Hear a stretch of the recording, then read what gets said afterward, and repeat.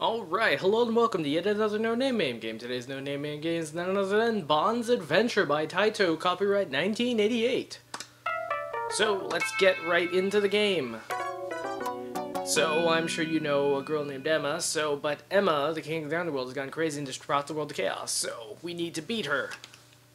That's right, your friend Emma is taking over the world. In fact, if your name is Emma, you might be taking over the world. So we jump right into this, adventure-ish game, which, honestly, I was thinking about it a little bit while I was doing my sound checks, and I realized this is basically like an Asian Ghosts and Goblins. And I don't necessarily mean it's made by Asian people this time, because, well, Capcom is kind of an Asian developer. No, what I mean is, it's set in, Asian mythology, whereas Ghosts and Goblins was very heavy on, Western, sort of more European horror, no, mythology. This goes straight for the Eastern, yes. It's actually really weird, because, like, there's the West and there's the East, but depending on where you live, one might not actually be to the direction you say it is.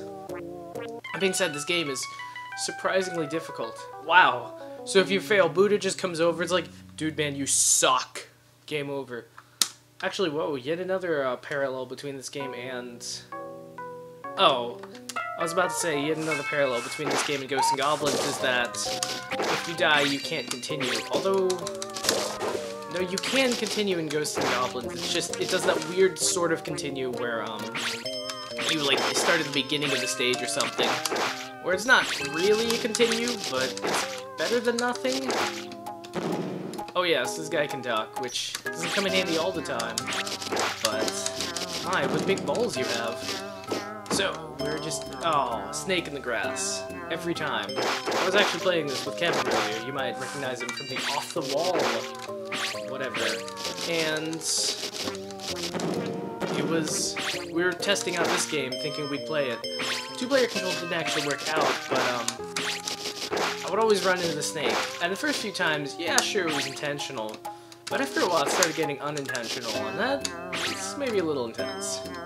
So let's talk about the game itself. It's, honestly, I actually, saw a guy who was doing random MAME reviews. Well, okay, so I'm looking up the concept for the random MAME game, and I find this guy who's doing random MAME reviews, and one of the games he reviewed was Bonze Adventure. He's like, oh, what a mediocre puzzle game. But honestly, man, I've seen mediocre games, and I've seen bad games, and this is really neither. I mean, sure, it's not like top of the line like Metal Slug, but I'll say it first off, the game works. The game doesn't look like crap. These are not things you can take for granted in the world of MAME. The controls are actually really solid, especially for a, quote, mediocre game. And the game has just got its own crazy style that it's just loving, and it's kind of like absorbing itself in. And I mean, if you're not into Eastern mythology, a lot of this could just seem like a bunch of random crap being thrown at you. Well, speaking of random crap being thrown at you, but no, this is a cool game, actually, despite any sort of things. And after the purgatory that is random 80s shoot-em-ups, we're talking like 80, 81 sort of deals. This is heaven. This is heaven right now. I don't know, I mean, it's an absorbing game. I kind of want to make it to the end just to see who Emma is. And yeah, I know it's gonna be a big, fiery, sort of Satan-y guy, but I'd like to believe that it looks just like your friend Emma. Oh, my. And yet another parallel to Ghosts and Goblins, you get to see where you're making progress on, like, a giant screen. This is made by Taito, though. I mean, it's not made by the same guys as Capcom, so it's not like... it's not officially a, Ghosts and Goblins reskin. Although, I don't think there were other weapons. Like, one of the bigger deals of Ghosts and Goblins was that, your stupid lance, as stupid as it was, just as being the dumb lance, it could get worse. Like, you get something stupider, like, oh, I think it was the magic wand.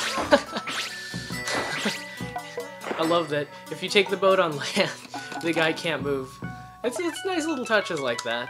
He can still jump, which I guess is realistic.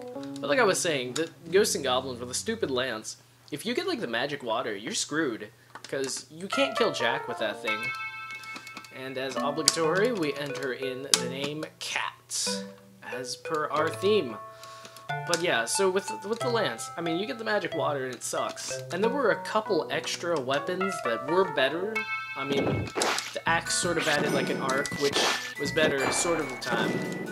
This game kind of opts for like the one single-use weapon. Like, you only get the one weapon, but it's good in all scenarios, you dig? So, I don't know, personally I like just having the one weapon and focusing on the one thing, and then becoming a master of that one thing rather than like diversifying yourself unnecessarily.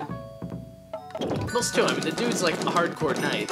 I'm pretty sure he's trained extensively with one weapon and one weapon only. I guess that's not actually true, knights trained in everything, but actually it's kind of sad how okay, if you look at fiction, and you look at how the various weapons are portrayed, swords are the best. I'm just gonna say that right now, swords are the best. But if you look at it in like real life and see how it actually works out, it's either like the lance or the axe, which not very popular weapons, but, well, in fiction at least. But back in the day, those would have been like the best ones. I don't know, it's just kind of sad looking back in history and realizing that the sword may not have been the best weapon ever, even though in fiction it definitely is. So has anyone figured out what the candles are for? Are those like... Oh, those are timers, I see. I was wondering if they were like kill counters and you got a bonus for everyone you killed. Which seems a little unnecessarily dark for a game where you play as what I assume to be a Buddhist monk, but... What the heck, right? Video games are there for breaking norms.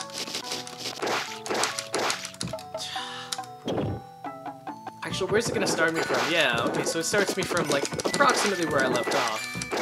Which is actually kind of charitable for a video game. Usually they like to, knock you off the first stage. I'm pretty sure Ghosts and Goblins didn't do that. My, what big balls you have. Yeah, all in all, fairly solid. I'll admit, it's not, like, overly flashy, and there's not a whole lot happening, and it's not gonna be any sort of classic. But if you're the kind of guy who's, like, played them all, and now you gotta play one more, yeah, play this, why not? Give it a try.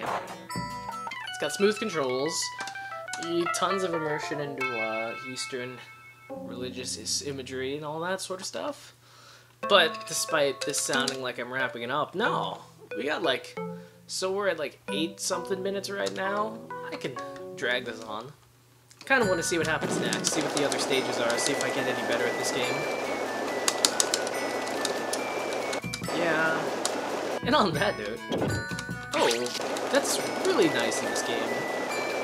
This game really knows how to keep you coming back. Because a lot of video games try to get you into this scenario where you're like, oh, the water kills him if he doesn't have the raft. Well, that makes sense. Well, it doesn't make sense, but it explains why he's been dying.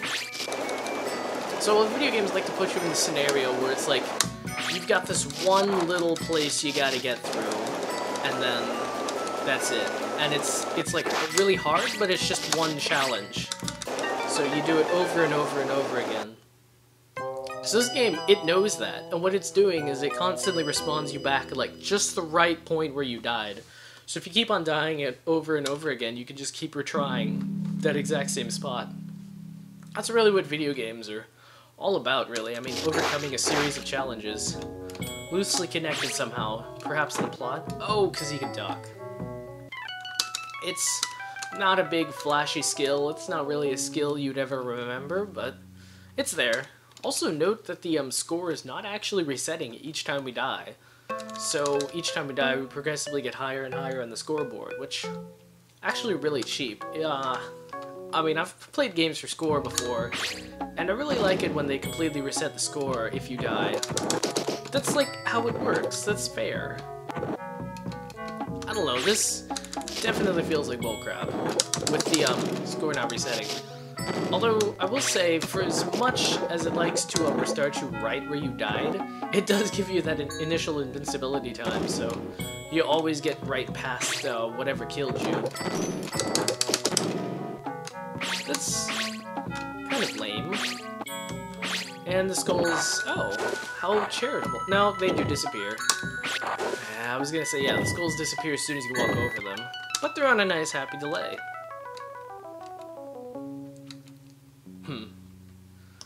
That's really conflicting color. No, the contrasting colors. You got like a heavy, light, bright pink, and then you've got a dark, purplish blue. It works well together, but... Oh wow, is there no end for the number of credits you can put in? I'm gonna have to test that. Bounce. Man, those fire lava fish sure look like they know how to have fun. And platforming in a platforming game? Shiznits! Yeah, I know, it's just getting the timing just right. That's always a little bit lame. Plus, too, I mean, different games do it differently, where, timing's differently for those jumps. Oh, I thought by going the alternate secret special super way that I'd avoid doing some jumps, but sadly not the case. Hey, you know what, Eyeball? I see you. Oh gosh, this is not gonna end well. That's just like some challenge you gotta know about beforehand, which... Really? Let's go the other way, maybe it'll be... Oh. Well... JK's.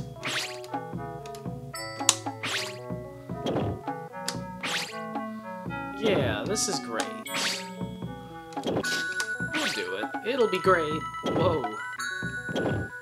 Man, just kind of reminds me of, like, Mega Man, when you, like, save yourself and you're like, oh yeah. And you like, you don't die from the spikes. And even though you just screwed up, you still feel like you're king of the world. Yeah. I kind of know what's happening now, so I won't get fooled again. But... Actually, it's kind of the worst thing in video games when you, like, just die on a challenge and it's like, you figured out how to do it, but you have to make it back to where you were before so you can try again. That's always, like, one of the more soul-crushing things. That's not gonna work, huh?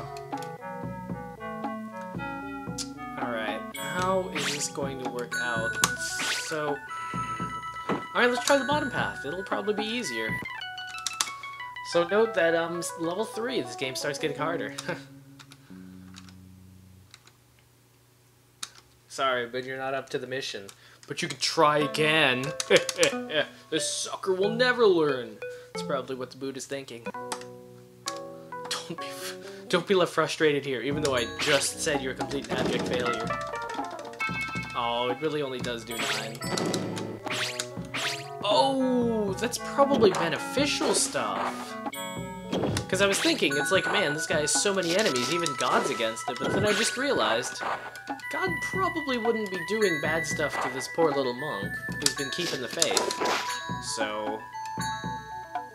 maybe I should try collecting those. Maybe it's a trap, though. I'm just laughing. It's like, oh yeah, try this. Where's the inertia? So usually in real life, when you jump off of a moving platform, you move with the platform. But in video games, no, it's a lot easier to program it where the guy stays still. So let's make him stay still. And I mean, it works some of the time, it doesn't work some of the time. I don't know. Controls are weird like that. There are like a million little things you can change around with respect to like games and how things handle, and it's like each one of those little things is incredibly important for doing it. Like the little inertia thing, like I was saying, or whether you should jump when the platform's coming towards you or when it's going away. Like when you should jump when the platforms are closest to when you should jump when they're farthest away. Other little things like slipperiness on platforms. Some games, they're like really slippery. Like, you ever play Super Mario All-Stars? Might as well be playing on ice. But some games, like the original Super Mario Brothers, it's really Mario kind of sticks to the ground. It's very satisfying. So I just noticed the timer, and we're almost out of time. So, this cat's got a scat.